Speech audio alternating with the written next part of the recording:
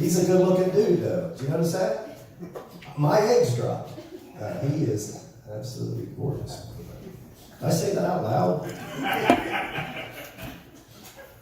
I'm sorry. Forgive me. I'm celebrating this weekend because Friday I finalized the deal with HBO. Thank you. I'm serious. I am so blessed. I get the first 6 months free. And then I think it's like $9.95 after that. So I'm going to cancel it. Game of Thrones is over. Why? Who cares? I'm not going to say this, but who in the world would shit on Game of Thrones, right? It's the greatest show ever put on, the third greatest show. Seinfeld and MASH are better. But let's be honest. But you got people like texting on their cracked iPhones screen, I did not appreciate this. Did not like this. Blah, blah, blah. We live in a weird world where people can give their opinions anytime they want. So anyway, that's not part of the show. I just thought about that. I'm also a parent. I have kids. We have parents in the room. We have some. Right? See some hands and claps. Very good. I have 4 kids. They told me before I had kids it would be the hardest thing I ever did. And I don't find it that way because I have 4 kids and I have no idea where any of them are right now. It's not hard at all. The little one, Chloe's 8 years old.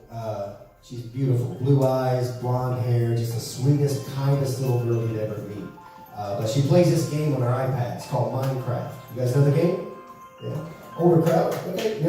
You don't have to clap, but I guess that's the only way you can tell me. So, yeah, but anyway, if you don't know the game, you're this person, you're out exploring, you're creating a new world, and she's been playing about 2 weeks. She comes to me and she goes, hey, Daddy, I found a village on Minecraft. I said, oh, wow, that's cool, just an empty village. She goes, oh, no. There are people living there, but I killed them. How did you kill them? She goes, I got a pickaxe. A couple weeks later, I come up to her, I'm like, honey, you still playing Minecraft? She goes, yeah. I said, you find any more villages? She goes, yeah, I found 2. And I said, did you kill the people who live there? She goes, Daddy, I don't do that anymore. I just keep them in a cage and make them work for me. Oh, white guilt over it. That's great. I didn't make the game. I'm sorry. I also had a stepson. He's just turned 13 yesterday, as a matter of fact. And you don't clap for him because he's not here. But no, he's a young kid. But he came into my life when he was 7 years old, right? He was just a young kid. And you have to connect. It's different to connect with a kid when you have to meet him later in their life. And I tried to connect with him over sports, but he likes soccer, and I'm an American. We don't do soccer. Maybe you're upset we didn't make the World Cup 2 years ago. No, you were not. Did you even know? Probably not, right? We don't give a shit. Because you can tie in soccer. And Americans, we don't tie at anything, right? We win or we quit. But we ain't tying at shit. I try to be supportive. My wife's like, why don't you just, help me coach the team. And I'm like, I was an athlete in college, and I just respect the sport enough to where if I don't know anything about it, I'm not going to try to coach it. Plus, I live in New York City, and there's no way I could deal with these parents. There's no way I could deal with some Upper West Side soccer mom coming up to me saying, I don't think you're helping Corbin get the most out of his potential. I'm like, all right, tell you what you do. You take Corbin home, and you stand him right beside his dad, because his dad is his full potential. If you want an athlete, you should have married one, not some 5'3" accountant from Riverdale. Ain't my fault. Now, I do. I support him. I do. I go down to his games and I watch him and all those things. And not long ago, he lost the game 7-0. And he was the goalie. That's bad. And he's crying. He's like literally bawling, crying, which I guess you can do in soccer. But he's like, I don't want to be goalie. I hate being goalie. I don't want to be goalie. And the team, my coach always makes me be goalie. I don't want to be goalie anymore. And again, try to be supportive. I'm like, son, I promise, calm down. It'll get better. I promise you'll get better. Just keep giving up 7 goals. And you won't be goalie anymore. Or you'll have a new coach. I also have 2 teenage daughters. And I don't like them. I don't like them. I love them. You know what I mean? I don't want to hang out with them, though. Wow, you guys like teenagers? That's weird. Do you know any? You know what I'm doing? My teenage teenage daughters like to give me advice. So I'm compiling all that advice, and I'm writing a book, and I'm going to give it back to them when they turn 30. So, hey, Daddy, you can't drink this early in the day. I'm like, all right, let me write that down. Let me see what you think about this when you're 30, and I come to visit you for 3 days. Yeah. All right. This is what, she was 17 last year. This is what my oldest Jordan wrote in my Father's Day card. She wrote, Dear Dad, I appreciate every attempt you make at trying to be a better person. Why would I hang out with a person like that? Judging me like I'm ordering a Diet Coke in the Village or some shit. I'll tell you why I hang out with her, because she is my oldest child, my firstborn, and I love her the best because she is the only one of my kids who I know can get me home if I get too drunk. And that is worth it right there, I tell you that. Yeah. Who's drinking? You all are drinking. You gotta have 2 of them at least, right? They won't even let you fucking leave with you. I love drinking. I've been called an alcoholic before, but it's always by people who don't know what the fuck they're talking about. You know?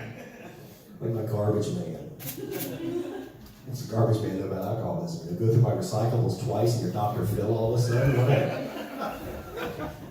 My wife, it's funny, my wife, she's clueless about my drinking. I come home the other night after hanging out with my friends, and she's like, you smell like a brewery. I'm like, honey, I don't. I smell like a distillery. And a winery. And probably a dispensary. I got a lot of musician friends. So. No, I can't. I'm not an alcoholic, probably. I'm a Christian. Did you just play an ad? Like, did you have that ready for me? But that was, before that was the same reaction I get down at my wife's synagogue, right there. Stunned silence. Oh my God. You believe that bullshit?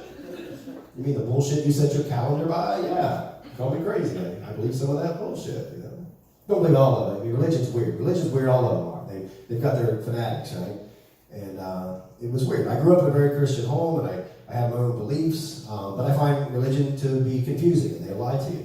I remember my parents took me to Columbus, Ohio, back in the early 80s, to see Billy Graham, the great evangelist. He was there at Ohio Stadium. He was preaching to 100,000 people, and he stood up there behind that pulpit, and he was like, now if you look at a woman with lust in your heart, Jesus says you might as well go ahead and have sex with her. And I was like, all right. It's hard to argue with the King of Kings on that one, you know. Religion lied to you too. I grew up very conservative. We weren't supposed to drink. They told me that I couldn't drink liquor and be a Christian. And I said, what about Jesus? You know, turn water into wine. And my Sunday school teacher told me when I was 12 years old, well, that's because they didn't have Pepsi back then. Will you tell me Jesus Christ can turn water into wine, but he can't invent Pepsi? They also told us we're supposed to have sex before marriage, right? As a matter of fact, they told us that if we didn't have sex before marriage, and our spouse didn't have sex before marriage, then on our wedding night, we would form a special bond that would last an eternity. Well, it turns out what made my wife found out that night is having sex is so awesome, but we decided to try to have sex with everyone else we could. So, that's a joke, that's not true. It's like half true. I'm a Christian. I'm a good guy. I think religion helps you be a better person.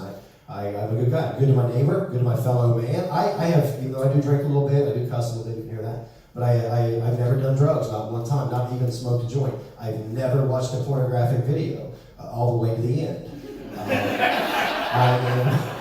think I'm a pretty good Christian.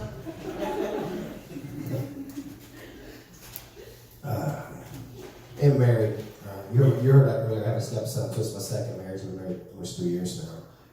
If you know my story, I married my college sweetheart, and we were happily married for 9 years. But then tragically, we stayed married another 9 years. I like that joke because especially if I see a couple and both of them are together and they both laugh, I know that both of those people have probably been divorced.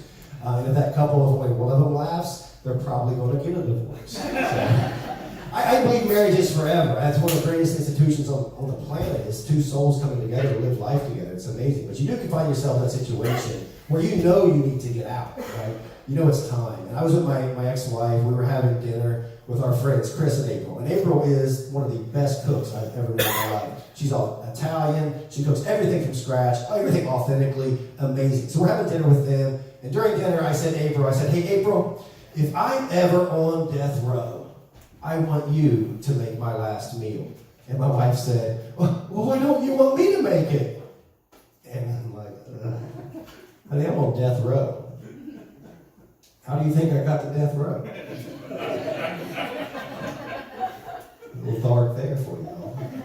So you know you need to get out of there and do some things. But I got married again. I got married in my 40s.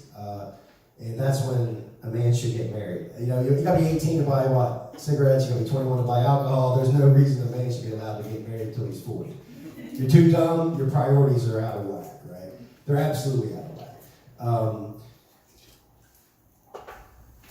I'm trying to think. I'm not trying to think. You kind of threw me off there, the guy did. No, my priorities are out of whack. They were out of whack back then, but they're better now, right? My wife, beautiful. Like literally, if I walked into a store, if an outfit fits the mannequin, it'll fit my wife. I mean, just absolutely gorgeous. She's in her 40s as well, but just stunning. And I was in New Orleans not long ago, and I saw this negligee in the window, and I was like, man, my wife would look amazing in that. So I walked into the guy in the store. I'm like, hey, man, how much is the thing in the window? And he goes, oh, that's $200. Right? So these are my priorities now. I'd rather just see my wife naked, holding $200, right? What'd you get me in New Orleans? Well, take your clothes off, and can I borrow $200? I'm just smarter. I'm a smarter guy than I used to be. I know my wife, again, very beautiful on her honeymoon. She has beautiful black curly hair. And when she came out of the water, she looked just like Bo Derek from the movie 10. Do you guys know who that is? Yeah, these guys over here do. If you don't know, it's probably because you're a little bit younger. So it's the hot older woman in Tommy Boy, right? Same woman. If you've never seen Tommy Boy, get your shit together, man. It's awesome. Anyway, she came out of the water, and she looked just like Bo Derek from the movie 10. Now, in my 20s, I know what I would have done. I would have said, oh my God, honey, you look as good as Bo Derek. Well, that sounds like a compliment, but every woman in here knows, right? Oh, you're saying I look as good as Bo Derek. Like, yeah, they did a movie about a perfect woman. They picked this woman to play her. You look like her. Do that math. You look perfect. It's not a compliment. I could have said, you look better than Bo Derek, right? Still not a compliment, because then she'd be like, why are you still talking about Bo Derek? So guess what I said? Nothing. Jack shit, I still haven't told her. I'm never going to tell her. Hope she never finds out. So this is my advice to you. I see there's a lot of couples here. I'm not sure about the ages because my eyes are being blinded here. But you know, if you're, you know, this is my advice I give to all of you. This is not just for young, this is for everyone. If you're in a relationship with a woman, keep this in mind. There are going to come times in that relationship where words are going to want to come out of your mouth. You're literally going to say things to that woman. So before you say that thing, ask yourself this question. Is what I'm getting ready to say a thought, a feeling, or a desire? And if it is, shut the fuck up. The only thing that should ever come out of your mouth to a woman is a fact or a compliment. That's it. Honey, I'm going to work, and your ass looks amazing in those jeans. And guys, you have been terrific. Thank you for coming out.